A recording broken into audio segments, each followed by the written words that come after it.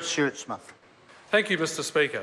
Well, this passport amendment bill, Mr Speaker, speaking from someone who's done a lot of business travelling, it is going to be a great thing to be able to have a passport for 10 years, and it's quite infuriating having just 3 or 4 years ago replaced my passport and then turn up in the US, as I travelled through there quite frequently, and to the UK, to have your biometric photograph and your fingerprint every time you go through the US, line up and get all that, and you wonder why on earth we have to have a passport renewed every 5 years.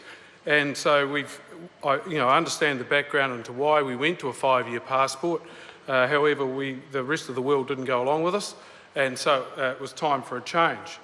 And I know the previous speaker stating just before that it would have been good to have done this a few months ago, and then people who have just renewed their passports wouldn't have to go through the process. But of course, you would have to keep going back, and there'll always be people who renewed their passport the month before that would be quite annoyed about it. But that's just the nature of the beast. And I think it's a fantastic Christmas present that's coming up for New Zealanders to have this ability to get a 10-year passport when their renewal comes up, and also to do it at a much reduced cost over that 10-year period of $90 odd, I believe.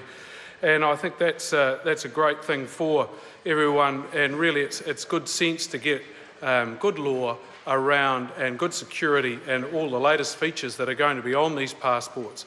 Really, security is so important around the world, and we have to have the best travel documentation to ensure that we do have that, meet our security obligations around the world. It's not just ourselves that we're looking after, it's the rest of the world. And someone alluded to it before that our passport is the 8th most desirable passport in the world. It's something I learned this evening, and we're ahead of the Australians on that, and you can understand why. No, we're not auctioning them, but we could auction off a few opposition MPs, although we wouldn't get much for them, I suspect. No, Mr Speaker, it's with great pleasure on that note, seeing we can't get a bid for the opposition MPs, that I commend the bill to the House. Thank you.